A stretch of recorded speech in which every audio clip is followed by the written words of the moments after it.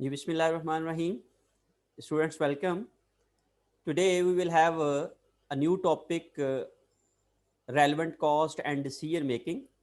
आज हम लोग जो है वो एक नया टॉपिक स्टार्ट करेंगे.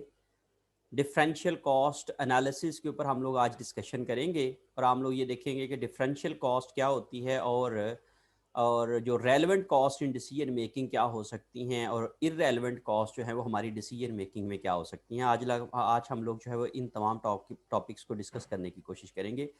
मैं आप लोगों के साथ जो है वो शेयर करता हूँ अपनी स्क्रीन को और उसके साथ मैं आपके साथ वो जो स्लाइड्स हैं वो शेयर करता हूँ ताकि हम लोग अपनी डिस्कशन स्टार्ट कर सकें. तो आप मेरे साथ रहिएगा. आप देखें जी कि हम लोग जो है वो आज अपने टॉपिक को किस तरह से लेके चलेंगे. Relevant cost for decision making को हम लोग जो है वो आज डिस्कस करने जा रहे हैं. Okay, students, today we will have a discussion on differential cost analysis, which is a key to decision making. आज हम ये देखेंगे कि डिफरेंशियल कॉस्ट क्या होती हैं और how it they are relevant in decision making और डिसीजन मेकिंग में किस तरीके से हम रेलेवेंट और इररेलेवेंट कॉस्ट को जो है वो आइडेंटिफाई कर सकते हैं और किस तरीके से हम लोग उन कॉस्ट को अपनी डिसीजन मेकिंग में यूज़ कर सकते हैं. सबसे पहले हम लोग ये समझ लेते हैं कि what are relevant cost and benefits. Relevant cost is basically the cost that differs between alternatives. ऐसी कॉस्ट जो दो डिफरेंट ऑल्टरनेटिव्स में डिफरेंट होती है उसको हम लोग रेलेवेंट कॉस्ट कहते हैं. आप इस तरह से समझ लें कि जब हम लोग डिसीजन मेकिंग कर रहे होते हैं तो basically decision making is the process of choosing the best alternative. हम डिसीजन मेकिंग में कर क्या रहे होते हैं, हम लोगों के पास डिफरेंट ऑप्शंस होती हैं. हम लोग जो है वो एक ही काम डिफरेंट तरीकों से कर सकते हैं या एक ही डिसीजन करने के लिए हमारे पास डिफरेंट ऑप्शंस हो सकती हैं एक काम करने के लिए in day to day organization. जब हम लोग ये देखते हैं फॉर एग्जांपल हम लोगों ने अगर प्रोडक्शन करनी है या मटेरियल परचेज करना है तो हमारे पास जो है वो डिफरेंट ऑप्शंस हो सकती हैं. या तो हम लोग लोकल मार्केट से परचेज कर लें या हम लोग जो है वो आउटसाइड मार्केट से परचेज कर लें. तो ये दो डिफरेंट ऑप्शंस हैं. तो अब इनमें से हमने बेस्ट वन चूज करनी है. तो उसके लिए जो हम लोग जो दो डिफरेंट ऑल्टरनेटिव्स हैं इनके दरमियान जो हमारी कॉस्ट होंगी जो डिफरेंट होंगी बिटवीन दीज टू ऑल्टरनेटिव्स तो उनको हम लोग जो है वो रेलेवेंट कॉस्ट कहते हैं. So a cost which differs between alternatives of decisions. हमारे पास जो भी डिसीजन होता है उसके हमारे पास डिफरेंट ऑल्टरनेटिव्स होते हैं. ऑल्टरनेटिव वन हो सकता है, ऑल्टरनेटिव टू हो सकता है, ऑल्टरनेटिव थ्री हो सकता है. बिकॉज जब हम लोग डिसीजन मेकिंग प्रोसेस करते हैं तो हम लोग कोई भी काम करने के लिए हम लोग डिफरेंट ऑल्टरनेटिव्स डिसाइड करते हैं कि भाई ये वाला काम जो है वो हम इस तरीके से कर सकते हैं. For example we have to go to Lahore. हमने लाहौर जाना है और लाहौर जाने के लिए हमारे पास डिफरेंट ऑल्टरनेटिव हो सकते हैं. नंबर वन, हम अपनी कार पे चले जाएं. नंबर टू, हम पब्लिक ट्रांसपोर्ट पे चले जाएं. नंबर थ्री, हम ट्रेन के जरिए से चले जाएं. तो ये तीन ऑल्टरनेटिव ऑप्शंस हैं हमारे पास. तो so these are the three alternatives to go to Lahore. तो वो लाहौर जाने का एक डिसीजन है और उस डिसीजन के लिए हमें जो डिफरेंट ऑल्टरनेटिव्स अवेलेबल हैं उनमें से हम लोगों ने बेस्ट वन चूज करना है. That is basically the decision making. तो डे टू डे बिजनेस में भी इसी तरीके से होता है कि हम लोग जो है वो डिफरेंट ऑल्टरनेटिव्स में से एक बेस्ट ऑल्टरनेटिव चूज करते हैं और वो जो बेस्ट ऑल्टरनेटिव होता है उसको डिसाइड करने के लिए फिर हम लोग उसके कॉस्ट एंड बेनिफिट के एनालिसिस करते हैं. और वो जो कॉस्ट एंड बेनिफिट एनालिसिस के लिए हम लोग ये देखते हैं कि what cost are different between these alternatives. हम आगे चल के एक एग्जाम्पल के जरिए से हम इसको डिटेल में समझने की कोशिश करेंगे. तो हम ये देखेंगे कि कौन से कॉस्ट जो हैं वो डिफरेंट ऑल्टरनेटिव्स में डिफरेंट हैं. तो उन कॉस्ट को हम लोग रेलेवेंट कॉस्ट कहते हैं. तो ऐसी कॉस्ट जो कि डिफरेंट होती हैं इन डिफरेंट ऑल्टरनेटिव्स उनको हम लोग रेलेवेंट कॉस्ट कहते हैं. इन्हीं को ही हम लोग डिफरेंशियल कॉस्ट कहते हैं. डिफरेंशियल का मतलब क्या होता है, which are different between alternatives. इन्हीं कॉस्ट को हम लोग डिफरेंशियल कॉस्ट कहते हैं. तो इसी तरह से उन्हीं रेवेन्यूज को बेनिफिट्स को हम लोग डिफरेंशियल बेनिफिट्स कहते हैं. So the relevant cost are the cost which are differential cost between alternatives which are different between alternatives. Likewise, relevant benefits बी हो सकते हैं, हर एक डिसीजन के बेनिफिट हो सकते हैं। जैसे हम लोगों ने ये कहा कि अगर हमने लाहौर जाना है तो उसके लिए डेफिनेटली उसकी जो डिफरेंट कॉस्ट हैं तो उसकी कुछ डिफरेंट बेनिफिट्स भी हो सकते हैं। अगर हम लोग अपनी गाड़ी पे जाते हैं तो उसके अपने बेनिफिट्स हैं, मीन हमें वहां पे जाके हैसल बैसल से जो है वो सामना नहीं करना पड़ेगा, हम आराम से चले जाएंगे। और इसी तरीके से अगर हम ट्रेन पे जाते हैं तो ट्रेन लेट होने का खर्चा हो सकता है, तो वो उसका नुकसान है। लेकिन जो कार में ये इसका बेनिफिट है कि हम लेट नहीं हो पाएंगे, हम अपनी कन्वेंस पे जा रहे हैं। तो इसी तरीके से ये तो वो बेनिफिट्स हैं जो कि नॉन मॉनेटरी बेनिफिट्स हो सकते हैं। लेकिन इसी के अलावा मॉनेटरी बेनिफिट्स भी हो सकते हैं। फॉर एग्जांपल हमारे पास जो है वो 1 मिलियन रुपीज हैं। अब हमने 1 मिलियन जो है उनको इन्वेस्ट करना है, कारोबार करना है। तो हमारे पास दो ऑप्शंस हैं, या तो हम लोग इसको बैंक के में रखवा दें और वहां से इंटरेस्ट ले लें, तो ये एक ऑप्शन है। दूसरा ऑप्शन ये है कि इसको हम लोग जो है वो स्टॉक मार्केट में क्या करें, इन्वेस्ट कर दें, तो ये एक सेकंड ऑप्शन है। तीसरा ऑप्शन ये है कि हम अपना कोई बिजनेस स्टार्ट कर लें, तो ये तीसरा ऑप्शन है। तो ये हर एक ऑप्शन के क्या होंगे, अपने बेनिफिट्स भी होंगे और अपनी कॉस्ट भी होंगी। तो इस तरीके से जो डिफरेंट बेनिफिट्स हो सकते हैं बिटवीन डिफरेंट ऑल्टरनेटिव्स, उनको हम लोग रेलेवेंट बेनिफिट्स कहते हैं। तो हम यहाँ पे इस टॉपिक के अंदर इस कोर्स के हवाले से हम ये देखने की कोशिश करेंगे कि what are the different alternatives and what are the cost and benefits of these different alternatives. So आप यहां पे अगर डेफिनेशंस की बात करते हैं, टर्मिनोलॉजीज की बात करते हैं, तो आप याद रखें कि relevant cost are the cost which differ between alternatives, जो दोनों ऑल्टरनेटिव या तीनों ऑल्टरनेटिव्स में डिफरेंट होती हैं। और relevant benefits are the benefits which differs between alternatives, जो दो या दो से ज्यादा ऑल्टरनेटिव्स के दरमियान जो बेनिफिट्स हो सकते हैं, रेवेन्यूज हो सकते हैं, उनके प्रॉफिट्स हो सकते हैं, ये डिफरेंट हो सकते हैं बिटवीन ऑल्टरनेटिव्स, उनको हम लोग उनके रेलेवेंट बेनिफिट्स कहते हैं। तो डिसीजन मेकिंग में हम लोग relevant cost and relevant benefits को आइडेंटिफाई करते हैं और उनको यूज करके फिर हम लोग कॉस्ट बेनिफिट एनालिसिस कैलकुलेट करते हैं। और कॉस्ट बेनिफिट एनालिसिस की बेसिस के ऊपर हम फिर ऑप्शन को डिसाइड करते हैं कि which option should we select and which option should we drop. तो इसी चीज को, इसी बेसिक नॉलेज को यूज करके हम आने वाले जो भी डिसीजंस होंगे, जिनको हम लोग शॉर्ट टर्म डिसीजंस या day to day managerial decisions कहते हैं, वो हम करने की कोशिश करेंगे। Okay, another concept in relevant costs are avoidable costs. Avoidable costs क्या हो सकते हैं? Avoidable cost is the cost that can be eliminated, जो कि हम लोग eliminate कर सकते हैं, जो कि हम लोग रिजेक्ट कर सकते हैं, जो कि हम लोग खत्म कर सकते हैं, इन अ होल और इन पार्ट, तमाम की तमाम या फिर partially, by choosing one alternative over another, एक ऑल्टरनेटिव को चूज करके ओवर द सेकंड वन। अगर हमारे पास दो ऑल्टरनेटिव्स हैं और उन दो ऑल्टरनेटिव्स में से अगर हम एक ऑल्टरनेटिव चूज कर लेते हैं और दूसरे को ड्रॉप कर देते हैं, तो जो चूज करने हैं उसकी तो कॉस्ट भी आएंगी, लेकिन जो ड्रॉप कर रहे हैं उनको हम लोग क्या कर रहे हैं, उनकी जो कॉस्ट होंगी वो हमारी क्या हो जाएंगी, अवॉइडेबल कॉस्ट हो जाएंगी। फॉर एग्जांपल, जैसे मैंने अभी आपको एग्जांपल दी कि we have to go to Lahore, तो जब हम लोगों ने लाहौर जाना है तो हमारे पास दो ऑल्टरनेटिव्स हैं। Number one is by train और बाय कार, या हम लोग कार के जरिए से जा सकते हैं या फिर हम लोग ट्रेन के जरिए से जा सकते हैं। तो अगर हम बाय कार जाते हैं तो उसमें हमारे पास जो है वो हमारा फ्यूल की कॉस्ट आएगी, फ्यूल कॉस्ट आएगी। ओके, और अगर हम लोग बाय कार जाते हैं, सॉरी, अगर हम लोग बाय कार जाते हैं तो हमारी जो है वो फ्यूल कॉस्ट आएगी, यहां पे मैं लिखूंगा फ्यूल कॉस्ट, फ्यूल कॉस्ट आएगी। और अगर हम लोग ट्रेन पे जाते हैं तो यहां पे हमारे पास जो है वो फेयर आएगा, ट्रेन का किराया आएगा, टिकट आएगी जो उसकी होगी। ओके, अगर हम लोग बाय कार जाते हैं तो we can avoid the fare और a ticket of train, because हमने ट्रेन को ड्रॉप कर दिया है और उसके ड्रॉप होने से जो हमारा कॉस्ट ड्रॉप हो गई है उसको हम लोग कहते हैं अवॉइडेबल कॉस्ट। सो अगर हम लोगों ने यहाँ पे बाय ट्रेन को चूज नहीं किया तो उसकी जो कॉस्ट होगी वो ड्रॉप हो जाएगी, तो उस कॉस्ट को हम लोग क्या कहेंगे, अवॉइडेबल कॉस्ट कहेंगे।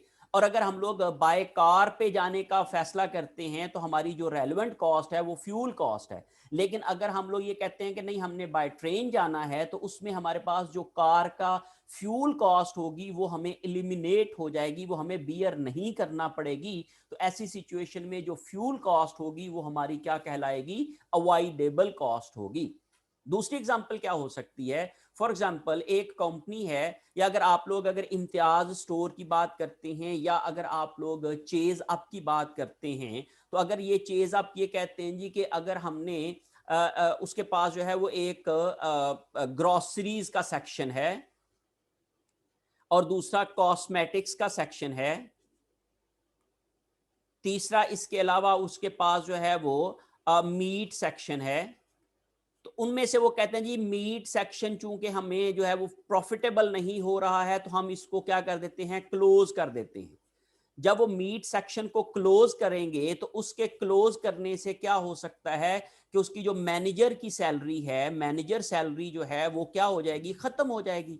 जब मैनेजर की सैलरी खत्म हो जाएगी तो वो फिर जो क्लोजिंग ऑफ मीट सेक्शन है उसके लिए फिर ये कौन सी कॉस्ट हो जाएगी, अवॉइडेबल कॉस्ट हो जाएगी। जो मीट सेक्शन के लिए फिर क्या हो जाएगी, एक कंपनी के लिए ये वाली कॉस्ट अवॉइडेबल कॉस्ट कहलाएगी। सो जब भी हम लोग ऑल्टरनेटिव्स में से एक ऑल्टरनेटिव ड्रॉप करते हैं तो उसके ड्रॉप होने से जो कॉस्ट हमें बियर नहीं करना पड़ेंगी उनको हम लोग अवॉइडेबल कॉस्ट कहते हैं। और अवॉइडेबल कॉस्ट क्या होती हैं, always are relevant in decision making. Avoidable cost जो होती हैं वो हमारी डिसीजन में रेलेवेंट कॉस्ट होती हैं, वो हमेशा हमारे डिसीजन के अंदर रेलेवेंट होंगी, उनको हम लोग अपने डिसीजन करते हुए कंसीडर करेंगे, उनको हम लोग इग्नोर नहीं कर सकते हैं। तो इस लिहाज से हमें ये याद रखना पड़ेगा कि अवॉइडेबल कॉस्ट क्या होती हैं। So the cost which can be avoided, which can be eliminated, which can be dropped by dropping an alternative. कोई भी एक ऑल्टरनेटिव को जब आप लोग छोड़ते हैं, ड्रॉप करते हैं एज अ होल और इन पार्ट, अगर उसकी कोई भी कॉस्ट खत्म हो जाती है तो उसको हम लोग क्या कहते हैं, उसकी अवॉइडेबल कॉस्ट कहते हैं। So avoidable cost are always relevant cost in decision making.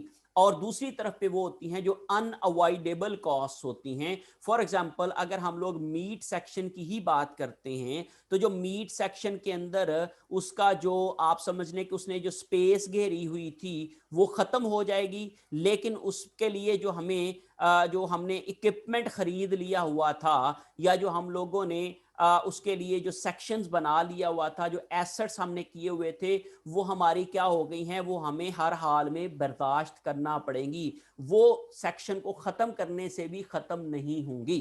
ठीक है, इस तरह की जो कॉस्ट होती हैं जो कि एक ऑल्टरनेटिव को ड्रॉप करने से जारी रहती हैं, अवॉइड नहीं हो सकती हैं, कंटिन्यू होती हैं, उनको हम लोग क्या कहते हैं, अनअवॉइडेबल कॉस्ट कहते हैं। Mean these cost will have to be bear in any case. For example मैं आपको एक एग्जांपल देने के लिए आपके साथ जो है वो बोर्ड शेयर करता हूं। तो आप देखिए जी कि हम ये कहते हैं कि हमारे पास अगर एक फॉर एग्जांपल हम ये कहते हैं जी कि हमारे पास एक जो है वो मशीनरी है जो कि हम लोग यूज करते हैं फॉर प्रोडक्शन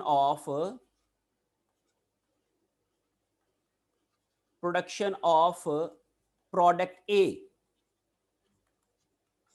प्रोडक्ट ए को बनाने के लिए हम एक मशीनरी यूज करते हैं। If we drop product A, अगर हम प्रोडक्ट ए को ड्रॉप करना चाह रहे हैं तो उसके ऊपर लगने वाला जो मटेरियल होगा वो अब हमें बियर नहीं करना पड़ेगा, इज अवॉइडेबल।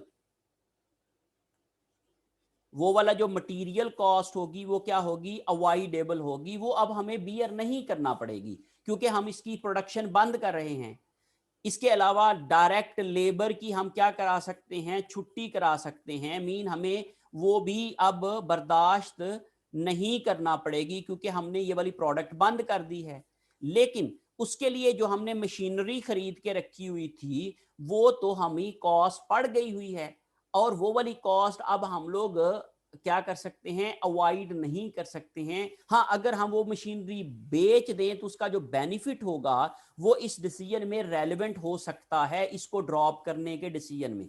लेकिन हम ये कहते हैं कि वो मशीनरी की जो डेप्रिसिएशन होगी वो हमें हर हाल में क्या करना पड़ेगी, बर्दाश्त करना पड़ेगी, because it is time based.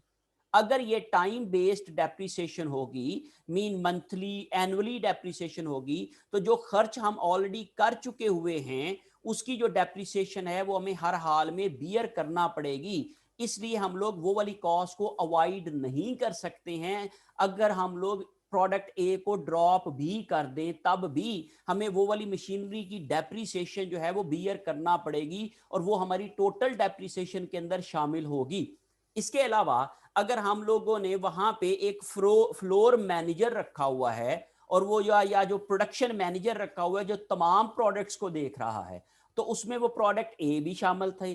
तो अब वो प्रोडक्ट ए को कुछ ना कुछ उसकी कॉस्ट क्या हो रही थी, एलोकेट हो रही थी, उसका कुछ हिस्सा उसको भी चार्ज हो रहा था। लेकिन अगर हम प्रोडक्ट ए को बंद कर देंगे लेकिन हम प्रोडक्शन मैनेजर को तो अपने पास कंटिन्यू करेंगे, तो वो जो प्रोडक्शन मैनेजर की तनख्वाह होगी वो क्या हो जाएगी, वो क्या हो सकती है, अनअवॉइडेबल हो सकती है, because we do not drop that production manager. हम प्रोडक्शन मैनेजर की तो छुट्टी नहीं करा सकते। हाँ, हमने प्रोडक्ट ए को जो चार्ज होने वाली प्रोडक्शन मैनेजर की कॉस्ट थी वो हम लोगों ने क्या किया है, वो हमने अब दूसरी प्रोडक्ट्स के ऊपर डाल दी है।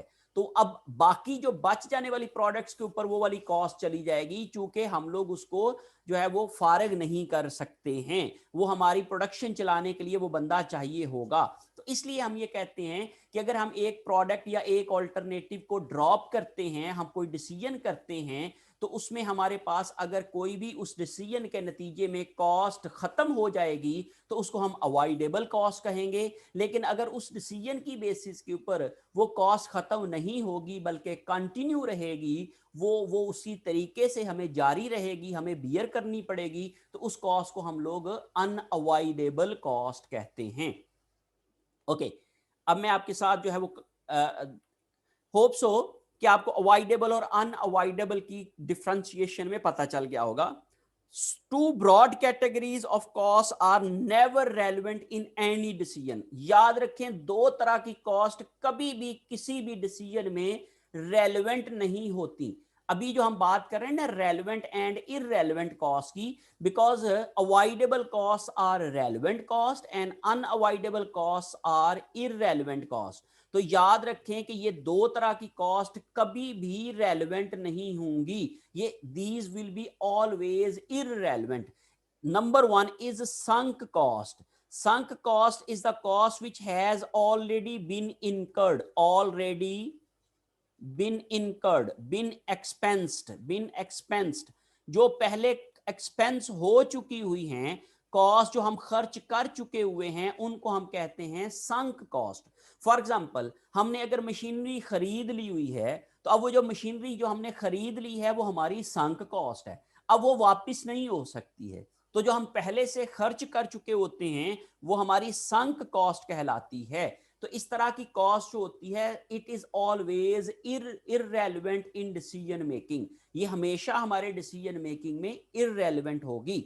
Number two, a future cost that does not differ between alternatives, या वो फ्यूचर कॉस्ट होगी वो जो दो ऑल्टरनेटिव्स में डिफरेंट नहीं होगी, जो डिफरेंट नहीं होगी मीन सेम होगी, which is the same between alternatives. हम आगे चल के एग्जाम्पल के जरिए से इसको कंप्लीट समझने की कोशिश करेंगे कि ये कैसे डिफरेंट नहीं हो सकती हैं।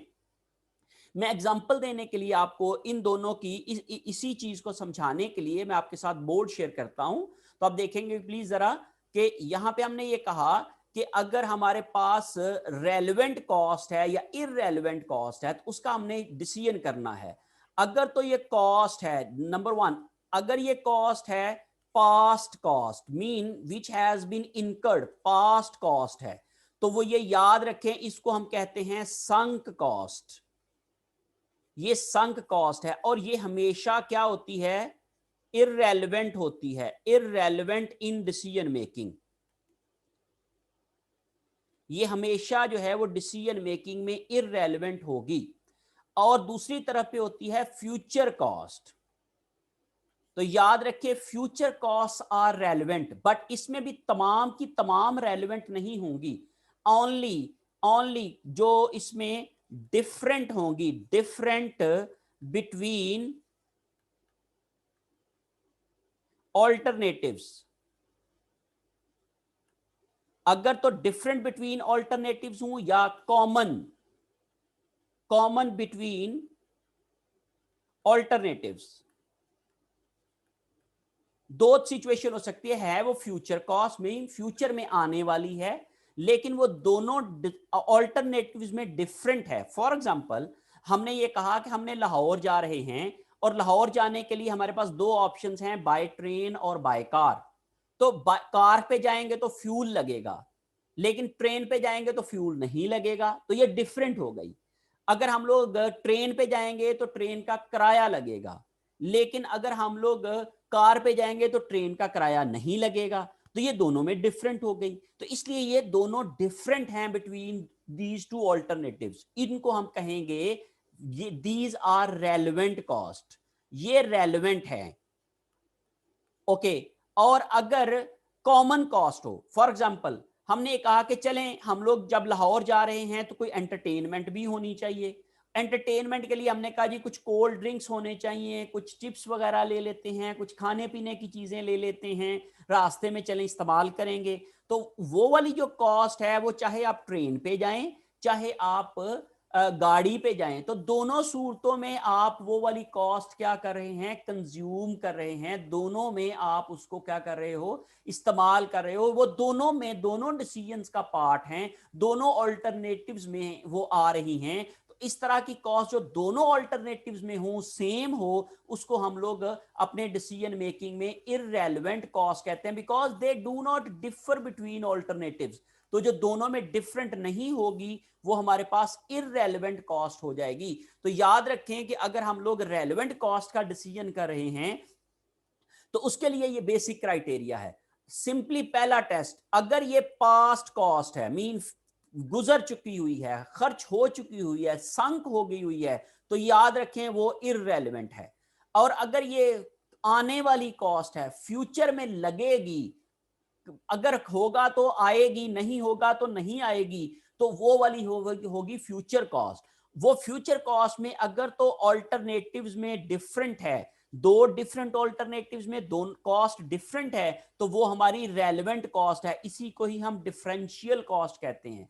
और अगर वो दोनों ऑल्टरनेटिव्स में कॉमन है, तो वो डिफरेंट नहीं है, तो वो हमारी क्या हो जाएगी, इररेलेवेंट कॉस्ट है। उसको हम अपने डिसीजन मेकिंग में कंसीडर नहीं करेंगे और इग्नोर कर देंगे while we making our decision. Okay, hope so कि आप लोग इन चीजों को अंडरस्टैंड कर गए होंगे। अब हम लोग आगे चलते हैं और देखते हैं कि decision making basically this is a two step process. दो स्टेप होते हैं हम डिसीजन मेकिंग में। नंबर वन, स्टेप वन क्या है, eliminate cost and benefit that do not differ between alternatives. हम क्या करते हैं पहले स्टेप में कि जो दोनों ऑल्टरनेटिव्स में हमारे पास या बिट डिफरेंट ऑल्टरनेटिव्स में हमारे पास जो कॉमन कॉस्ट हैं, सेम कॉस्ट हैं, जो डिफरेंट नहीं हैं, उनको हम इलिमिनेट कर देते हैं, उनको हम काट देते हैं, उनको हम लोग अपने जो क्या कहते हैं कैलकुलेशंस में से निकाल देते हैं, उनको हम लोग बिल्कुल भी कंसीडर ही नहीं करते हैं, क्योंकि वो हमारी इररेलेवेंट कॉस्ट होती है, जो अभी हम लोगों ने डिस्कस किया। दूसरा क्या है, यूज द रिमेनिंग कॉस्ट। जो बाकी बच जाने वाली कॉस्ट है वो जाहिर है डिफरेंट है दोनों ऑल्टरनेटिव्स में, that differ between alternatives in making decision. और हम डिसीजन करते हुए सिर्फ उन्हीं कॉस्ट को ही कंसीडर करते हैं जो कि डिफरेंट बिटवीन ऑल्टरनेटिव्स होती हैं। The cost that remains are differential are avoidable cost. और जो डिफरेंशियल कॉस्ट होती हैं वही अवॉइडेबल कॉस्ट होती हैं। तो याद रखें, कभी कभार हम एक टर्म यूज करते हैं अवॉइडेबल, कभी हम यूज करते हैं डिफरेंशियल, तो ये दोनों सेम ही चीजें हैं। Because differential cost is the different cost between alternatives and avoidable cost are the cost which can be eliminated और अवॉइडेड बाय चूजिंग और preferring one alternative on another one. एक अल्टरनेटिव के ऊपर अगर हम किसी दूसरे अल्टरनेटिव को फौकियत देते हैं तो उसके नतीजे में अगर हमारे पास कोई कॉस्ट ड्रॉप हो जाती है, इलिमिनेट हो जाती है, तो उसको हम लोग अवॉइडेबल कॉस्ट कहते हैं। तो in some situations we will be saying avoidable cost and in some situation we will be saying differential cost. But mind it, ये दोनों एक ही तरह की टर्मिनोलॉजीज हैं, क्योंकि जो डिफरेंशियल कॉस्ट होती हैं वही अवॉइडेबल हो सकती हैं और जो डिफरेंशियल नहीं होती हैं वो कॉमन हो सकती हैं या इररेलेवेंट कॉस्ट हो सकती हैं। होप्स हो कि आप लोग जो है वो इस बेसिक कॉन्सेप्ट को समझ के होंगे और अब हम लोग जो है वो एक जो है वो एग्जांपल के जरिए से भी इसको समझने की कोशिश करेंगे। Okay, different cost for different purposes. एक ही कॉस्ट बाज़ का क्या हो सकती है, रेलेवेंट हो सकती है और डिसीजन मेकिंग सिचुएशन के अंदर, और वही कॉस्ट जो है वो किसी और डिसीजन मेकिंग सिचुएशन के अंदर इररेलेवेंट भी हो सकती है। फॉर एग्जांपल, मैं आपको एक एग्जांपल दे देता हूं। मैं ये कहता हूं कि हमारे पास जो है वो आप समझ लें कि डेप्रिसिएशन की कॉस्ट है। अगर तो डेप्रिसिएशन बेस्ड ऑन टाइम है, मीन टाइम का मतलब क्या है कि हम लोग स्ट्रेट लाइन डेप्रिसिएशन यूज करते हैं। अगर तो स्ट्रेट लाइन डेप्रिसिएशन है तो क्या हो जाएगी, ये चूंकि संक कॉस्ट होती है इसलिए ये क्या हो जाती है, इररेलेवेंट हो जाती है, ये इसलिए ये इररेलेवेंट है। लेकिन अगर यही डेप्रिसिएशन हो लेकिन वो प्रोडक्शन बेस्ड हो, तो उस सूरत में अगर हम प्रोडक्शन कम या ज्यादा करेंगे तो क्या हो जाएगी, ये रेलेवेंट हो सकती है क्योंकि ये चेंज हो जाएगी, ये सेम नहीं रहेगी। या ये जो है वो, या दूसरी सिचुएशन समझ लें कि अगर हम लोग ये कहें कि एक ही कॉस्ट डिफरेंट सिचुएशन में क्या हो सकती है, रेलेवेंट या इररेलेवेंट हो सकती है। फॉर एग्जांपल, हम ये कहते हैं जी कि अगर फ्यूल कॉस्ट है,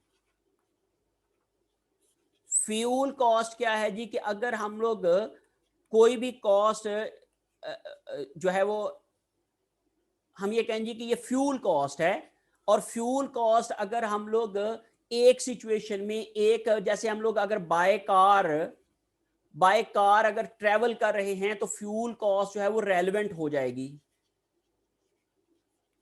लेकिन ये भी हो सकता है कि अगर हम लोग फ्यूल कॉस्ट ले रहे हैं और हमने जो है वो फ्यूल सेम है, that is the same between alternatives, दो ऐसे ऑल्टरनेटिव्स हैं जिनमें एक ही तरह का फ्यूल यूज हो रहा है, तो उस सूरत में हमारी जो फ्यूल कॉस्ट है वो क्या हो सकती है, इररेलेवेंट हो सकती है, बिकॉज वो दोनों ऑल्टरनेटिव्स में या डिफरेंट ऑल्टरनेटिव्स में चेंज नहीं हो रही है। तो इस तरह की जो कॉस्ट होगी वो हमारी क्या हो सकती है, इररेलेवेंट कॉस्ट हो सकती है। तो यहां पे आपको समझाने का मकसद क्या है कि हमारी सिचुएशन में बाज़ औक़ात जो डिफरेंट कॉस्ट होती हैं, जैसे डायरेक्ट लेबर की कॉस्ट है, जैसे डायरेक्ट मटेरियल्स की कॉस्ट है, जैसे FOH की कॉस्ट होती हैं, तो ये हम ये नहीं कह सकते कि हमेशा डायरेक्ट लेबर जो है वो रेलेवेंट ही होगी, बाज़ में रेलेवेंट होगी और बाज़ सिचुएशंस में इररेलेवेंट होगी। तो हमेशा जो रेलेवेंट और इररेलेवेंट का डिसीजन होता है वो सिचुएशनल होता है, वो सिचुएशन पे बेस कर रहा होगा।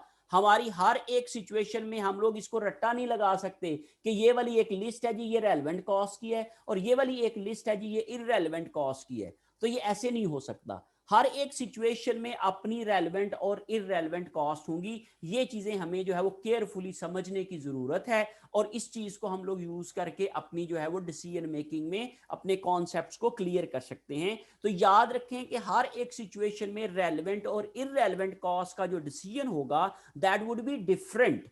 तो एक सिचुएशन में एक कॉस्ट रेलेवेंट हो सकती है और वही सेम कॉस्ट जो है वो किसी दूसरी सिचुएशन में इररेलेवेंट भी हो सकती है। तो ये याद रखिएगा, इस तरह की सिचुएशंस भी हमारे पास जो है वो क्वेश्चंस के अंदर आ सकती हैं और हमें उसको केयरफुली देखना पड़ेगा। लेकिन जो बेसिक क्राइटेरिया है रेलेवेंट और इररेलेवेंट का वो मैंने आपको बता दिया है कि हमेशा जो फ्यूचर कॉस्ट होगी सिर्फ वही रेलेवेंट होगी, पास्ट कॉस्ट हमेशा इररेलेवेंट होगी, वो संक कॉस्ट होती है, वो हमारे डिसीजन मेकिंग में रेलेवेंट नहीं होती है। और दूसरी चीज जो रेलेवेंट होगी वो फ्यूचर है, और फ्यूचर में से भी सारी फ्यूचर कॉस्ट रेलेवेंट नहीं होती हैं, सिर्फ वो रेलेवेंट होगी वो डिफरेंट बिटवीन ऑल्टरनेटिव्स होगी या अवॉइडेबल होगी। लेकिन अगर वो डिफरेंट नहीं होगी, सेम होगी, जैसे मैंने आप लोगों को ट्रैवलिंग में एग्जांपल दी थी कि हम लोगों ने अगर कोई खाने पीने की चीजें इस्तेमाल की हैं तो दोनों सिचुएशन में वो तो सेम रहेगी, तो इसलिए वो दोनों की क्या है इररेलेवेंट कॉस्ट है, कॉमन कॉस्ट है। तो अगर दोनों सिचुएशन में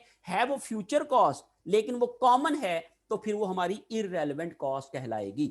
ओके जी, यहां पे हमारे पास एक एग्जांपल है, सिंथिया अ बॉस्टन स्टूडेंट, एक बॉस्टन की स्टूडेंट है, वो सिंथिया उसका नाम है, is considering visiting her friend in New York, वो न्यूयॉर्क में अपने एक दोस्त से मिलने जाना चाह रही है। शी कैन ड्राइव, वो अपनी कार पे जा सकती है खुद से ड्राइव करके, और टेक द ट्रेन, या फिर वो ट्रेन पे सफर करके जा सकती है। By car it is 230 miles to her friends apartment, by car अगर वो ट्रेवल करती है तो 230 किलोमीटर का वन साइड पे क्या है उसका एक डिस्टेंस बनता है उसके दोस्त के घर तक का। She is trying to decide which alternative is less expensive, वो ये डिसाइड कर रही है कि कौन सा ऑल्टरनेटिव जो है वो लेस एक्सपेंसिव है, कार पे जाने का या फिर ट्रेन पे जाने का। तो ये उसने फैसला करना है कि should she go by car और बाय ट्रेन। तो उसके लिए उसके पास जो डिफरेंट रेलेवेंट इंफॉर्मेशन है वो हमें गिवन है। For example, annual straight line depreciation on car, हमारे पास एनुअल जो स्ट्रेट लाइन डेप्रिसिएशन बनेगी वो है 2800, और उसकी जो कार की कहता है जी पूरे साल में 1000 मील का सफर तय करती है वो कार, जो कि नॉर्मल यूजेज है उस कार का। तो अगर हम 1000 माइल्स पे अगर 2800 को डिवाइड करें तो ये 0.280 पर माइल बन रही है, क्योंकि हमारे पास माइलेज है एक्टिविटी, तो हम लोग जो है वो पर माइल कॉस्ट कर रहे हैं सारी की सारी। ओके, दूसरा है जी कॉस्ट ऑफ गैसोलीन, तो ये पर माइल जो है 0.05 आती है। Annual cost of insurance and license, ये टोटल एनुअल कॉस्ट उसकी इतनी है, और ये 0.138 उसकी पर माइल बनती है। क्यों, किस बेस पे, क्योंकि वो 1000 मील जो है वो नॉर्मल यूज करती है अपनी गाड़ी को पूरे साल के अंदर। Okay, maintenance and repair cost है 0.0655 पर माइल, अगर वो 1 मील का सफर करेगी तो उसकी जो गाड़ी चलेगी उसके ऊपर वियर एंड टीयर जो होगी या मेंटेनेंस होगी वो 0.065 पर माइल आएगी। और पार्किंग फी एट स्कूल वो है जो 360 उसको एनुअली पे करना पड़ती है, और अगर 1000 माइल्स पे डिवाइड करें तो 0.036 उसकी पर माइल बनती है, और टोटल एवरेज कॉस्ट उसकी पर माइल बनती है 0.569। अब ये हमें उन्होंने गिवन है, ये हमारी इंफॉर्मेशन। अब इस पे हम ये देखते हैं कि कौन सी कॉस्ट जो है वो हमारी रेलेवेंट है और कौन सी कॉस्ट जो है वो हमारी इररेलेवेंट है इस डिसीजन के अंदर, अभी जो हम लोगों को यहाँ पे गिवन है। तो यहाँ पे उन्होंने बता दिया कि ये जो डेप्रिसिएशन है, ये उन्होंने कहा जी ये इसकी टोटल कॉस्ट है एक गाड़ी की 18,000 की, और उसकी जो सैल्वेज वैल्यू है, रेजिडुअल वैल्यू है वो है 4,000 की, और ये 5 साल उसको इस्तेमाल करेगी, तो इसलिए ये 5 पर ईयर जो है वो उसकी बनती है 2800 की जो डेप्रिसिएशन है। ये स्ट्रेट लाइन डेप्रिसिएशन मेथड के तहत ये डेप्रिसिएशन कैलकुलेट हुई है।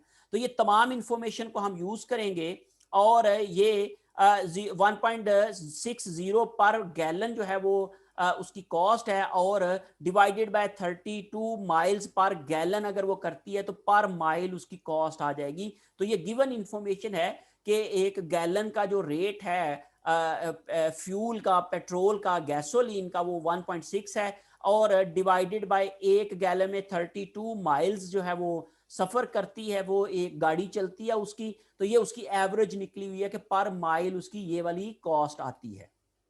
ओके, और ये उसने 45 पर मंथ जो है वो पार्किंग फी पे करती है, वो 8 महीने के लिए उसकी, चूंकि यूनिवर्सिटी कॉलेज ओपन होता है तो इसलिए 8 महीने की उसने वो फी पे की हुई है $360 की, और इसकी पर माइल बनती है उसकी 0.36। और इसके अलावा जो उसने, ये तो वो वाली इंफॉर्मेशन है, इसके अलावा जो एडिशनल इंफॉर्मेशन है वो क्या है जी, reduction in resale value of car per mile of wear. अगर वो कार को चलाती है तो उसकी जितनी कार चलेगी उसकी जो रीसेल वैल्यू है उसमें कमी आती जाएगी। वो पर माइल उसकी कॉस्ट जो है वो ये है कि अगर वो 1 मील सफर करती है गाड़ी पे तो उसकी इतनी कॉस्ट जो है वो, उसकी जो इतनी वैल्यू ऑफ कार है वो रिड्यूस हो जाएगी, वो इलिमिनेट हो जाएगी, कम हो जाएगी। Round trip fair by train, अगर वो ट्रेन पे सफर करती है तो दोनों साइड का उसका जो किराया है, जो जो रिटर्न टिकट है उसकी, वो है जी $104 की। Okay, benefits of relaxing on train trip, train पे वो जाहिर है आराम से बैठ के रिलैक्स होके म्यूजिक सुनती हुई जा सकती है, तो इसलिए ये उसकी, लेकिन इसको क्वेश्चन मार्क इसलिए किया गया है कि ये हम मॉनेटरी टर्म्स में कैलकुलेट नहीं कर सकते, ये नॉन कैलकुलेटेड अमाउंट है। तो आप समझ लें कि ये इसका क्या है, क्वालिटेटिव फैक्टर है, ये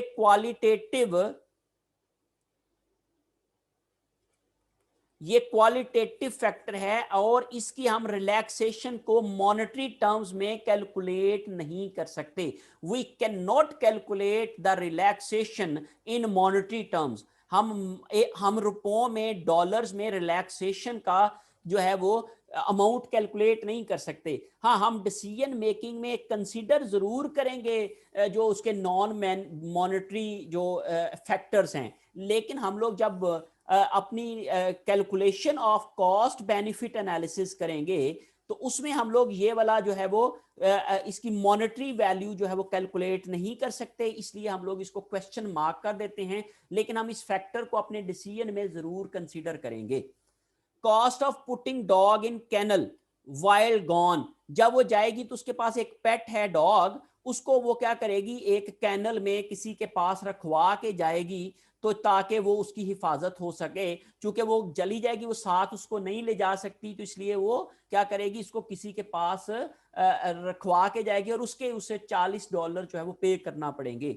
benefits of having car in New York, New York में जाहिर है अगर उसकी अपनी गाड़ी होगी तो उसको मूवमेंट में आसानी होगी, तो वो जो हैविंग कार इन न्यूयॉर्क में जो बेनिफिट है, तो उस बेनिफिट की हम कैलकुलेशन इन मॉनेटरी टर्म्स नहीं कर सकते हैं कि हमें कितना बेनिफिट होगा, तो वो वाला, इसलिए हम लोग ये क्वालिटेटिव फैक्टर्स तो है लेकिन we can not calculate it in dollar amount. हम इसको अपने कॉस्ट बेनिफिट के जो फाइनेंशियल डिसीजन है उसमें हम इसको कंसीडर नहीं करेंगे, लेकिन जब हम लोग डिसीजन लिख रहे होंगे या कर रहे होंगे तो उसमें इस फैक्टर का जिक्र जरूर करेंगे कि ये भी एक फैक्टर हो सकता है जो उसका क्या हो सकता है कि कार पे जाने का फायदा हो सकता है। Hassle of parking of car in New York, New York में जिसको पार्किंग नहीं मिलेगी, बिजी शहर है, वहां पे इसके लिए जो है वो मुसीबत बन जाएगी कार को रखना, तो इसलिए फिर उसके लिए ये एक क्या है, ड्रॉबैक है कार पे जाने का। अब ये भी हम हैसल की भी कैलकुलेशन इन मॉनेटरी टर्म्स नहीं कर सकते हैं, तो इसलिए ये अदर फैक्टर्स तो हो सकते हैं which should be considered while making this decision of choosing alternative, train वाला और कार वाला, लेकिन इसकी हम मॉनेटरी कैलकुलेशन नहीं कर सकते हैं। तो इसलिए आप लोग याद रखें कि इस तरह के फैक्टर्स हम आइडेंटिफाई जरूर करेंगे, लेकिन हम अपने कॉस्ट बेनिफिट एनालिसिस करते हुए इसको शामिल नहीं करेंगे, हम इसकी कैलकुलेशन में इसको शामिल नहीं करेंगे। Okay, per day cost of parking in New York, अगर वो न्यूयॉर्क पे कार पे जाती है तो वहां पे उसको जो पर डे पार्किंग पे करना पड़ेगी वो है 25 की, तो ये भी बेसिकली क्या है, उसकी एक कॉस्ट है जो कि उसकी किसी ऑल्टरनेटिव कार के ऑल्टरनेटिव की कॉस्ट है। तो ये सारी इंफॉर्मेशन है, इसमें हम ये देखते हैं कि कौन सी कॉस्ट जो है वो हमारी रेलेवेंट है और कौन सी कॉस्ट जो है वो हमारी इररेलेवेंट है। हम बारी बारी हर एक कॉस्ट को कंसीडर करते जाते हैं और फिर हम इसके ऊपर फैसला कर लेते हैं कि हमें कौन सी कॉस्ट को कंसीडर करना चाहिए और कौन सी कॉस्ट को कंसीडर नहीं करना चाहिए। तो आपको वही वाली बात है कि मैंने आपको टू स्टेप प्रोसेस बताया है। नंबर 1, जो कॉमन कॉस्ट है उनको हम एलिमिनेट कर देंगे, कॉमन कॉस्ट एलिमिनेट कर देंगे, और नंबर 2 जो है वो जो डिफरेंशियल कॉस्ट हैं उनको हम लोग जो है वो अपने जो है वो डिसीजन में ले लेंगे। अब इसके लिए जो कॉमन कॉस्ट या डिफरेंशियल कॉस्ट या रेलेवेंट एंड इररेलेवेंट कॉस्ट का डिसीजन करना है, तो रेलेवेंट कॉस्ट क्या होती है, उसके लिए मैंने कहा जी अगर तो वो पास्ट है, पास्ट कॉस्ट है, तो आप समझ लें कि वो क्या है, इररेलेवेंट है। ओके, और अगर वो फ्यूचर है, फ्यूचर कॉस्ट है, तो फ्यूचर में क्या वो कॉमन है या फिर वो डिफरेंट है। तो ये बेसिकली आपने क्राइटेरिया लगाना है इस क्वेश्चन के ऊपर। तो पहले हम ये देखेंगे कि इस ये कॉस्ट संक कॉस्ट है, पास्ट कॉस्ट है या कि फ्यूचर कॉस्ट है। अगर तो वो पास्ट है तो हम लोग उसको छोड़ देंगे, वो हमारी इररेलेवेंट है। और अगर वो फ्यूचर कॉस्ट है तो फिर फ्यूचर में देखेंगे क्या वो कॉमन है या फिर वो डिफरेंट है। तो इस पे हम लोग जो है वो फैसला कर लेते हैं। ओके, सबसे पहले देखें which cost and benefits are relevant in Cynthia's decision. कौन सी कॉस्ट और बेनिफिट जो है वो सिंथिया के डिसीजन में रेलेवेंट हैं। The cost of the car is a sunk cost and is not relevant to the current decision. जो कॉस्ट ऑफ कार है ये एक संक कॉस्ट है। Why it is sunk cost, because अगर वो गाड़ी पे जाए या ना जाए तो उसने तो वो वाली जो डेप्रिसिएशन है वो तो उसको हर हाल में पड़ेगी ही पड़ेगी। अगर वो गाड़ी घर में भी खड़ी रहे तभी भी डेप्रिसिएशन चार्ज होगी, और अगर वो साथ भी ले जाए तभी भी डेप्रिसिएशन चार्ज होगी। तो इसलिए क्या है कि ये वाली कॉस्ट जो है वो ऑलरेडी चूंकि एक्सपेंस हो चुकी हुई है, ऑलरेडी खर्च हो चुकी हुई है, ये पास्ट कॉस्ट है, पीछे पास्ट में ये इनकर हो चुकी हुई है। तो इसलिए ये वाली कॉस्ट जो है वो संक कॉस्ट है। और ये जो संक कॉस्ट होती है वो क्या होती है, हमेशा इररेलेवेंट होती है हमारी डिसीजन के अंदर। तो ये जो करंट डिसीजन है उसका कार पे और ट्रेन पे जाने का, उस पे इन दोनों इस डेप्रिसिएशन की कॉस्ट का कोई भी इंपैक्ट नहीं आएगा, क्योंकि ये इररेलेवेंट है, क्योंकि ये संक कॉस्ट है, क्योंकि ये पास्ट में हो चुकी हुई है। चूंकि ये अगर वो ट्रेन पे जाए या वो कार पे जाए तो दोनों सूरतों में ही उसको जो है वो डेप्रिसिएशन बियर करना पड़ेगी। तो आप समझ लें कि ये कॉमन कॉस्ट है। तो इस दूसरा एंगल क्या है, ये एक संक कॉस्ट है, और संक कॉस्ट नॉर्मली दोनों डिसीजंस में, दोनों ऑल्टरनेटिव्स में कॉमन होती है, तो इसलिए ये कॉमन कॉस्ट है। Okay, annual cost of insurance is not relevant. क्यों एनुअल कॉस्ट ऑफ इंश्योरेंस भी है, क्योंकि गाड़ी की तो वो इंश्योरेंस करा चुकी हुई है, ये तो कॉस्ट उसने बियर कर ली हुई है, ये वाली कॉस्ट उसको ऑलरेडी पड़ चुकी हुई है, ये वाली कॉस्ट ऑलरेडी संक है, ये कॉस्ट ऑलरेडी उसने बियर एक्सपेंस कर दी हुई है। तो इसलिए ये वाली कॉस्ट भी क्या हो जाएगी, उसकी बिल्कुल डेप्रिसिएशन की तरह जो है वो संक कॉस्ट है। और वो जो संक कॉस्ट होती है ये हमेशा क्या होती है, हमारे इररेलेवेंट होती है। It will remain the same if she drives और टेक द ट्रेन। ये हमेशा सेम रहेगी चाहे वो गाड़ी पे जाए चाहे वो ट्रेन पे चली जाए।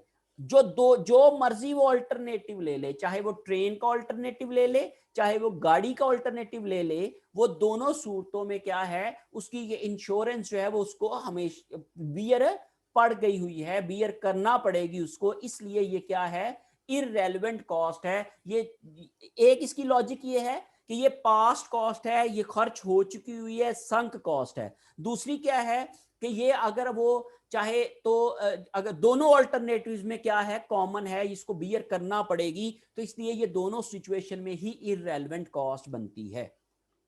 Okay, however the cost of gasoline is clearly relevant. Gasoline जो पेट्रोल की कॉस्ट है वो क्लियरली रेलेवेंट है। क्यों रेलेवेंट है, क्योंकि अगर वो ड्राइव करने का फैसला करती है, गाड़ी पे जाने का फैसला करती है, तो तब उसको वो गैसोलीन की कॉस्ट बियर करना पड़ेगी, वो क्या होगी, उसको एक्सपेंस करना पड़ेगी। That is basically relevant cost. चूंकि ये अभी हुई नहीं है, होनी है। कब होनी है, जब वो गाड़ी पे सफर करेगी तो होगी।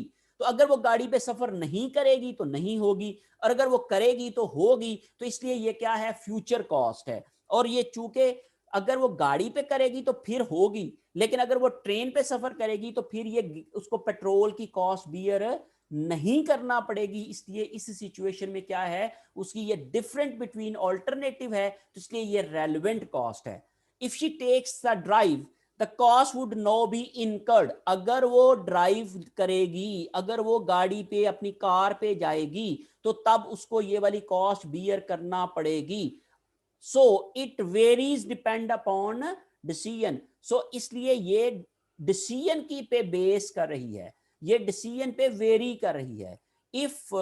इफ शी ड्राइव्स, अगर वो ड्राइव करती है तो फिर इनकर होगी, विल इनकर, और अगर वो नहीं करती है तो फिर if not then no fuel.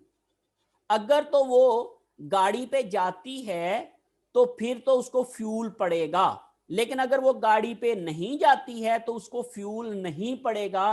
Fuel जो है वो अवॉइड हो सकता है, अवॉइडेबल कॉस्ट हो सकती है। तो इसलिए आप समझ लें कि ये जो नॉर्मली जो डिफरेंशियल कॉस्ट होती हैं वही अवॉइडेबल कॉस्ट होती हैं, तो इसलिए इसको हम लोग अवॉइडेबल कॉस्ट कहेंगे। अगर आपने कॉमन समझना है आसानी से तो हम ये कहते हैं कि अगर वो गाड़ी पे जाएगी तो बियर करना पड़ेगी, अगर वो गाड़ी पे नहीं जाएगी, कार पे नहीं जाएगी, तो फिर उसको ये वाली कॉस्ट नहीं बियर करना पड़ेगी। उस सिचुएशन में ये कॉस्ट अवॉइडेबल कॉस्ट हो जाएगी। ओके, नेक्स्ट क्या जी, which cost and benefits are relevant in Cynthia's decision. The cost of maintenance and repairs is relevant. जो मेंटेनेंस और रिपेयर की कॉस्ट है वो रेलेवेंट है। क्यों रेलेवेंट है? क्योंकि अगर वो गाड़ी को ड्राइव करेगी तो ये वाली कॉस्ट पड़ेगी, अगर वो ड्राइव ही नहीं करेगी, घर में गाड़ी खड़ी रहेगी, तो फिर उसको ये मेंटेनेंस कॉस्ट बियर नहीं करना पड़ेगी, क्योंकि मेंटेनेंस कॉस्ट गाड़ी के चलने पे डिपेंड कर रही है। तो अगर तो गाड़ी चलेगी ही नहीं हमारी सिचुएशन में, तो हमारी अगर गाड़ी चलेगी ही नहीं तो फिर ये वाली कॉस्ट जो है वो बियर नहीं करना पड़ेगी। और अगर ये गाड़ी चलेगी, कार पे वो जाएगी, तो तब उसको क्या करना पड़ेगी, ये कॉस्ट बियर करना पड़ेगी। तो ये भी चूंकि डिफरेंशियल कॉस्ट है, ये भी जो है वो अवॉइडेबल कॉस्ट है, तो इसलिए इसको भी हम कहेंगे कि ये भी रेलेवेंट कॉस्ट है। In the long run these cost depend on miles driven, क्योंकि ये वाली जो कॉस्ट है रिपेयर एंड मेंटेनेंस वो चूंकि माइल्स ड्रिवन पे बेस कर रही हैं, तो इस वजह से क्या है, ये वाली कॉस्ट क्या है, हमारी रेलेवेंट कॉस्ट होगी। और अगर ये किसी और फैक्टर पे डिपेंड कर रही होती तो हो सकता था कि ये वाली कॉस्ट फिर ना रेलेवेंट होती। तो इसलिए मैंने कहा था कि आपको कि हर सिचुएशन में डिपेंड होगी कि कोई भी कॉस्ट रेलेवेंट है या नहीं है। तो इस सिचुएशन के अंदर ये जो रिपेयर एंड मेंटेनेंस की कॉस्ट है ये एक रेलेवेंट कॉस्ट है। और अगर ये टाइम बेस्ड होती तो फिर ये हमारी जो है वो इररेलेवेंट हो जाती, क्योंकि अगर वो नहीं भी चलाती है तो तभी भी उसको रिपेयर एंड मेंटेनेंस बियर करना पड़ेगी। लेकिन चूंकि इस सिचुएशन के अंदर ये माइल ड्रिवन पे बेस कर रही है, तो इसलिए अगर वो गाड़ी चलेगी तो फिर उसकी जो मेंटेनेंस कॉस्ट उसको बियर करना पड़ेगी, और अगर उसकी गाड़ी नहीं चलेगी तो फिर इसको मेंटेनेंस कॉस्ट बियर नहीं करना पड़ेगी। The monthly school parking fee is not relevant. क्यों नहीं रेलेवेंट? क्योंकि अगर वो, क्योंकि ये क्या है, basically because it must be paid if Cynthia drives और टेक्स द ट्रेन। अगर वो ड्राइव करती है या फिर वो ट्रेन पे जाती है तो हर दोनों सूरतों में उसको ये वाली पार्किंग फी पे करना पड़ेगी। अगर वो पार्किंग फी पे नहीं करेगी तो उसकी जो पार्किंग लॉट है या पार्किंग स्पेस है वो खत्म हो जाएगी और उसको नए सिरे से जो है वो पार्किंग स्पेस बुक कराना पड़ेगी। तो इसलिए चाहे वो ट्रेन पे जाए चाहे वो अपनी कार पे जाए, दोनों सूरतों में उसको जो है ये वाली कॉस्ट बियर करना पड़ेगी। तो ये समझने के कॉमन कॉस्ट है, this is a common cost. और या फिर दूसरी सिचुएशन क्या है कि उसने वो ऑलरेडी क्या कर ली हुई है, ऑलरेडी पार्किंग फी जो है वो उसने बुक की हुई है, पार्किंग बुकिंग है जो उसने की हुई है और उसकी वजह से पेड है।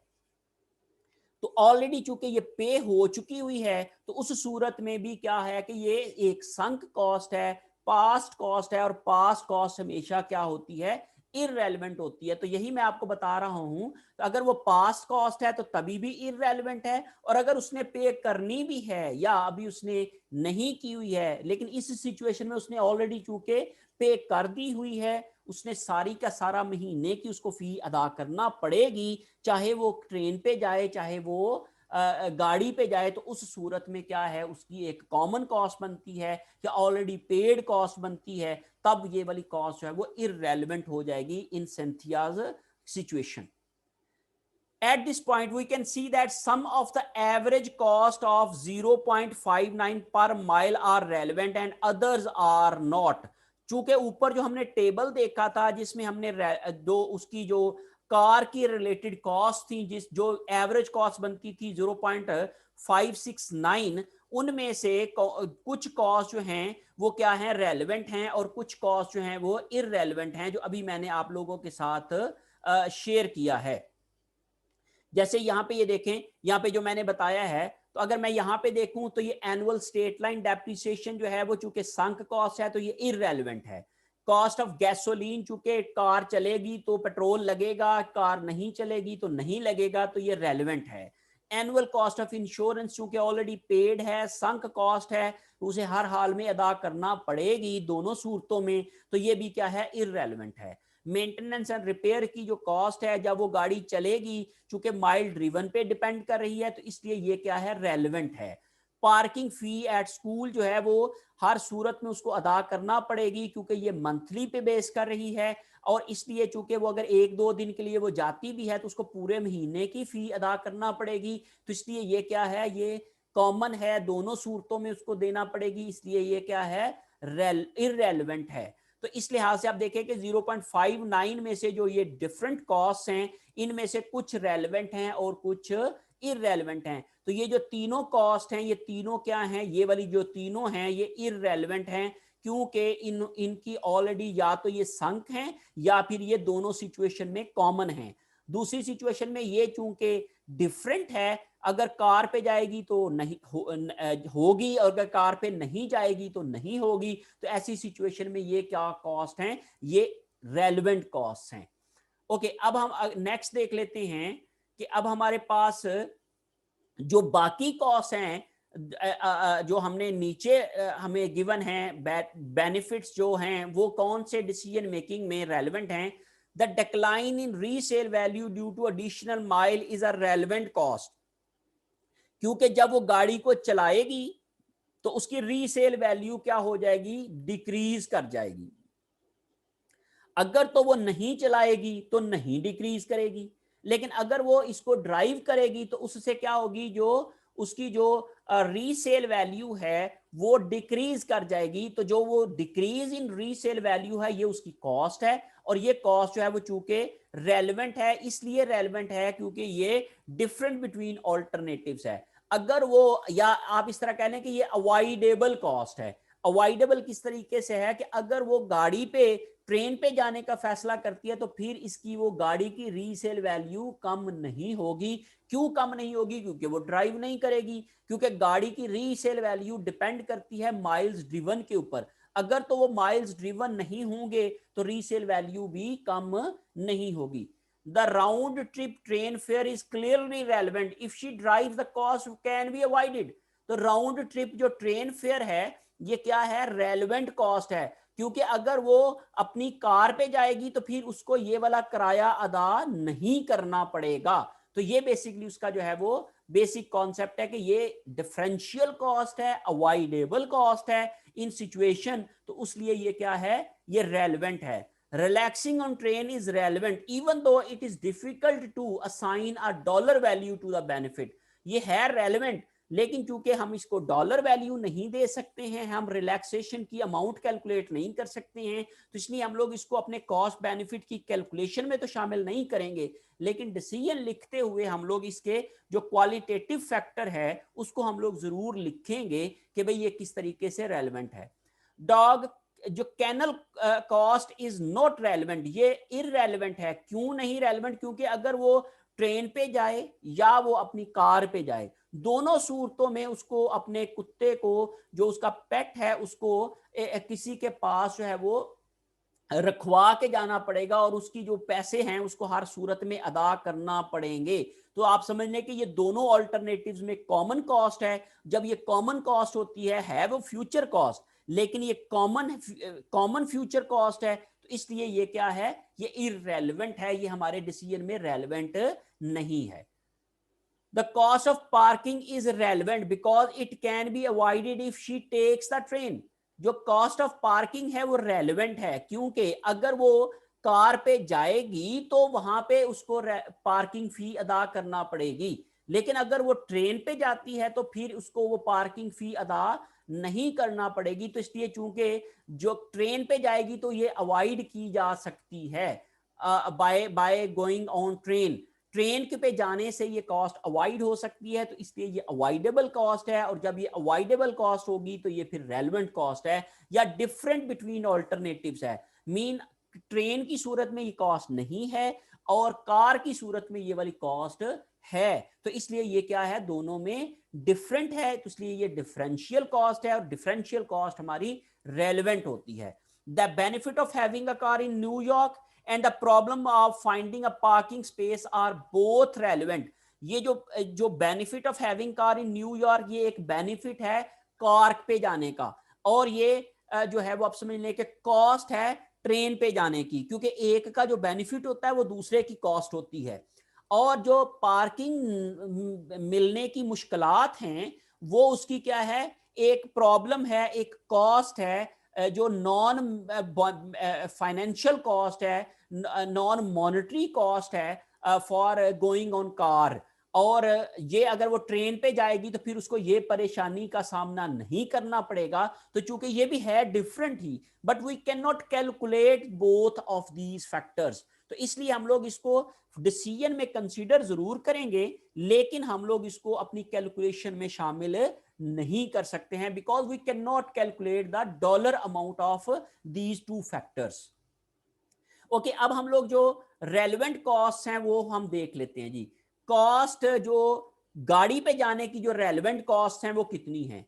हमने कहा जी एक तो गैसोलीन की कॉस्ट रेलेवेंट है, फ्यूल की कॉस्ट। अब उसने कहा जी 460 माइल वो ट्रेवल करेगी, 230 जो है वो एक साइड का है, मल्टीप्लाई बाय 2 कर लेंगे तो ये क्या हो जाएगा, 460 मील का वो सफर करेगी। पर माइल उसको कॉस्ट पड़ती है पेट्रोल की 0.5। जब इसको मल्टीप्लाई किया तो ये हमने कहा जी $23 जो है वो इसकी कॉस्ट आ जाएगी, जो फ्यूल की कॉस्ट है जब वो कार पे जाएगी तो उसके हवाले से। मेंटेनेंस जो है उसकी 460 माइल्स उसको ड्रिवन किया है तो 0.065 जो है उसकी पर माइल उसकी जो है वो मेंटेनेंस कॉस्ट पड़ती है, तो 29.9 उसकी मेंटेनेंस कॉस्ट आ जाएगी total. Reduction in resale value, चूंकि ये भी माइल्स ड्रिवन पे डिपेंड कर रही है, तो 460 माइल्स वो ड्राइव करेगी at the rate 0.26 per mile, उसकी वैल्यू कम हो जाएगी, तो 11.96 माइल जो है वो क्या होगी उसकी आप समझ लें कि रीसेल वैल्यू की जो कॉस्ट है वो कम उसको बियर करना पड़ेगी। Okay, parking in New York, New York अगर वो जाती है गाड़ी पे तो पर डे उसको पार्किंग पे करना पड़ेगी 25। अब चूंकि एक दिन वो जाने के लिए, दूसरे दिन वो वहां पे 2 डे स्टे भी करेगी, तो 2 दिन की उसको कॉस्ट बियर करना पड़ेगी, 25 पर डे उसकी कॉस्ट है, दैट इंफॉर्मेशन इज गिवन, और 2 मल्टीप्लाई बाय 25 करेगी तो $50 उसकी ये वाली कॉस्ट आएगी। और जब हम टोटल करते हैं इसको तो 114.86 उसकी जो है वो टोटल कॉस्ट आ जाती है फॉर ड्राइविंग। ड्राइविंग मीन अपनी कार पे अगर वो जाएगी तो उसकी जो इस डिसीजन की टोटल कॉस्ट है वो ये है। और अगर वो राउंड ट्रिप का टिकट लेती है तो उसकी कॉस्ट जो है वो क्लियरली 104 है। और अगर हम इन दोनों को कंपेयर करते हैं तो हमने ये देखा कि हमारे पास जो सस्ता ऑप्शन है वो क्या है, गोइंग बाय ट्रेन है। ट्रेन पे जाने की ऑप्शन जो है वो उसके लिए ज्यादा क्या है, लेस एक्सपेंसिव है, ये उसके लिए जो है वो फिजिबल है, दोनों में उसकी कॉस्ट कम आ रही है। तो इसलिए डिसीजन ये होना चाहिए, अगर हम ओनली फाइनेंशियल फैक्टर्स पे बेस करें तो हम ये कहेंगे कि उसको जो है वो बाय ट्रेन जाना चाहिए, अपनी कार पे नहीं जाना चाहिए। हाँ, अदर फैक्टर जो है वो उसको depending upon the other factors, जो क्वालिटेटिव फैक्टर्स थे, जिसको हम लोगों ने कहा कि पार्किंग की हैसल हो सकती है कार पे जाने की, ये उसका ट्रेन पे बेनिफिट है, और दूसरा ये है कि उसकी वहां पे जो गाड़ी अपने पास होने का उसको जो फायदा है, या फिर तीसरी चीज ये है कि वो जो ट्रेन पे जाने की रिलैक्सेशन है वो इसका फायदा है, कार का जो नुकसान है। तो ये डिफरेंट फैक्टर्स भी आप क्या कर सकते हैं, अपने उस डिसीजन के अंदर मेंशन कर सकते हैं, लिख सकते हैं। अच्छा जी, अब हम लोग दो अप्रोचेस यूज करते हैं while making our decision. Differential cost approaches कौन कौन सी हो सकती हैं जब हम लोग ऑल्टरनेटिव्स में डिसीजन करते हैं? तो the management of A company is considering a new labour saving machine that rents for 3000 per year. Company जो है वो एक डिसीजन करना चाह रही है कि वो एक न्यू लेबर सेविंग मशीन जो है वो इंट्रोड्यूस कराए, और जिसका जो रेंट होगा पूरे साल का वो 3000 पर ईयर होगा। Data about the company's annual sales and cost with and without the new machine are, जो डाटा है रिलेटेड टू दिस डिसीजन कि एक न्यू मशीन लाएं या विदाउट मशीन काम करें, उसकी जो है वो उन्होंने दे दिया हुआ है। तो करंट सिचुएशन क्या है कि जो है वो मशीन नई नहीं इंट्रोड्यूस करा रहे, और नई सिचुएशन है वो क्या है कि न्यू मशीन इंट्रोड्यूस करा रहे हैं। दोनों सिचुएशन में सेल्स सेम है, तो इसलिए जब दोनों सिचुएशन में सेल्स सेम हैं तो हमने कहा जी इनमें चूंकि फर्क कोई नहीं है तो कोई भी डिफरेंशियल बेनिफिट या डिफरेंस नहीं है, तो इसलिए हम लोग कहेंगे कि ये दोनों में जीरो डिफरेंस है। उसमें लेबर मटेरियल्स की बात कर लेते हैं, तो हमने कहा जी दोनों सिचुएशन में 5000 यूनिट बनते हैं, 14 पर मटेरियल पर यूनिट मटेरियल लगता है, तो 70,000 इधर है 70,000 इधर है, तो कोई दोनों में फर्क नहीं है। तो इसलिए आप समझ लीजिए ये दोनों में कॉमन है, इसलिए इसमें भी क्या हो जाएगा, ये भी कोई फर्क नहीं आएगा, ये दोनों में जो डिफरेंस है वो जीरो है। लेबर में फर्क पड़ेगा। देखिए अगर हम कहते हैं जी कि अगर हम अगर हम करंट सिचुएशन में रहते हैं तो लेबर पर यूनिट क्या है 8, और अगर हम न्यू सिचुएशन में जाते हैं, नई मशीन इंट्रोड्यूस करते हैं जो कि लेबर सेविंग मशीन है, तो तब लेबर कॉस्ट होगी 5। तो हमने जब 5000 को 8 से मल्टीप्लाई किया तो 40,000 की कॉस्ट है, 5000 को 5 से मल्टीप्लाई किया तो 25,000 की कॉस्ट है। तो जब इन दोनों का हमने डिफरेंस लिया तो ये क्या है 15,000 की कॉस्ट आ जाएगी, दोनों में डिफरेंशियल कॉस्ट। ओके, उसके बाद वेरिएबल ओवरहेड्स हैं वो 5000 के हैं, 2 पर यूनिट है, तो दोनों सूरतों में क्या है सेम आएंगे, 10,000 इधर भी और 10,000 इधर भी, क्योंकि ओवरहेड्स के ऊपर कोई फर्क नहीं पड़ेगा, तो डिफरेंशियल क्या है जीरो। इस लिहाज से हमारे पास जो टोटल कॉस्ट आ जाएंगी वो है 1,20,000, और इस सिचुएशन में है 1,05,000। और इसमें अगर हम लोग कंट्रीब्यूशन मार्जिन की बात करते हैं तो हमने ये कहा जी कि इसका जो कंट्रीब्यूशन मार्जिन है वो है 80,000, और इसका जो कंट्रीब्यूशन मार्जिन है वो है 95,000, और इसकी जो डिफरेंशियल कॉस्ट जो डिफरेंशियल कंट्रीब्यूशन मार्जिन है वो वही 15,000 का हमारे पास यहां पे शो हो जाएगा। अब उसके बाद हम लोग फिक्स्ड एक्सपेंसेस की बात कर लेते हैं। अदर फिक्स एक्सपेंसेस 62,000 इसमें है, 62,000 ही रहे तो कोई फर्क नहीं पड़ा। हाँ, न्यू मशीन का रेंट जो है वो हमारे पास क्या आ जाएगा, इस सिचुएशन में नहीं होगा, इस सिचुएशन में होगा, तो ये दोनों में चूंकि डिफरेंट है तो इसलिए डिफरेंशियल कॉस्ट आ जाएगी 3,000 पर ईयर की। तो ये क्या आ जाएगा, इसका क्या है कॉस्ट है, ये क्या है इसका बेनिफिट है, और ये क्या है इसका कॉस्ट है। तो जब हम लोगों ने इसकी कॉस्ट 3000 को माइनस किया तो 15,000 में से 12,000 3,000 को माइनस किया तो ओवरऑल जो नेट इंपैक्ट पड़ा वो क्या है 12,000 का। अच्छा, ये वाली जो अप्रोच है इसको हम कहते हैं टोटल अप्रोच। ये टोटल अप्रोच है, ये टोटल अप्रोच को भी यूज किया जा सकता है, और हम लोग इसको जो है वो डिफरेंशियल अप्रोच को भी यूज कर सकते हैं। अगर हम लोग सिर्फ डिफरेंशियल अप्रोच को लेते हैं तो डिफरेंशियल अप्रोच क्या है कि बेनिफिट क्या है और उसकी कॉस्ट क्या है, इंक्रीमेंटल बेनिफिट क्या है और उसकी इंक्रीमेंटल कॉस्ट क्या है। इंक्रीमेंटल बेनिफिट क्या बनेगा, देखें हमारे पास जो कॉस्ट आ रही थी पहले लेबर की वो थी 8, अब जो कम होके वो रह गई है 5, तो मैंने कहा जी जो बेनिफिट है वो 3 रुपए पर यूनिट या $3 पर यूनिट कॉस्ट सेव हो रही है लेबर कॉस्ट की। तो लेबर कॉस्ट जो है वो सेव हो रही है 3 पर यूनिट। तो हमने कहा ये 5000 यूनिट हैं, 3 पर यूनिट कॉस्ट सेव हो रही है, तो 5000 मल्टीप्लाई बाय 3 किया तो 15000 की कॉस्ट सेविंग आ गई। That is the benefit of the decision. और दूसरा क्या है कि उसकी इंक्रीमेंटल कॉस्ट कितनी थी, तो हमने कहा जी वो जो नई मशीन है उसका रेंट बियर करना पड़ेगा, वो 3000 की उसकी इंक्रीमेंटल कॉस्ट थी। तो 15000 माइनस 3000 तो इज इक्वल टू 12000। तो ये हमारे पास जो है वो उसकी डिसीजन की कैलकुलेशन है। अब स्टूडेंट्स क्या करते हैं, स्टूडेंट्स ये तमाम काम टोटल कर लेते हैं, इससे उनका टाइम जाया होता है। प्रेफरेबली क्या होता है कि हम डिफरेंशियल अप्रोच यूज करें। हम क्या करें कि ये जो जो कॉमन एक्सपेंसेस हैं उनको इग्नोर करते जाएं। अब ये देखिए ये हमारे पास शीट है, तो हमने कहा ये भी कॉमन है निकाल दो, इसको लेना ही नहीं। अब ये दोनों डिफरेंट हैं, ये मैं कंसीडर कर लूंगा। अब ये दोनों क्या है कॉमन, ये निकाल दो। ये दोनों में क्या है डिफरेंट है, तो मैंने क्या कहा जी कि बेनिफिट आ गया डिफरेंशियल ये। अब ये दोनों में क्या है कॉमन, तो मैंने निकाल दिया। और ये दोनों में क्या है डिफरेंट, तो डिफरेंस आ गया 3000 का। तो मेरे पास सिर्फ रेलेवेंट जो फिगर्स बनती हैं वो सिर्फ ये दो बनती हैं, और इन दोनों फिगर को लेके मैं क्या कर सकता हूं, नेट बेनिफिट निकाल सकता हूं। तो इस तरीके से हम डिफरेंशियल अप्रोच में क्या करते हैं कि हम सिर्फ डिफरेंट जो फिगर्स होती हैं सिर्फ उनको लेते हैं, और जो हम टोटल अप्रोच के अंदर हम लोग टोटल इनकम स्टेटमेंट दोनों सिचुएशंस में बनाते हैं, तो टाइम कंज्यूमिंग होती है टोटल अप्रोच। तो total and differential cost approaches जब हम लोग लेते हैं क्वेश्चंस करते हुए या डिसीजन करते हुए, using the differential approach is desirable for two reasons.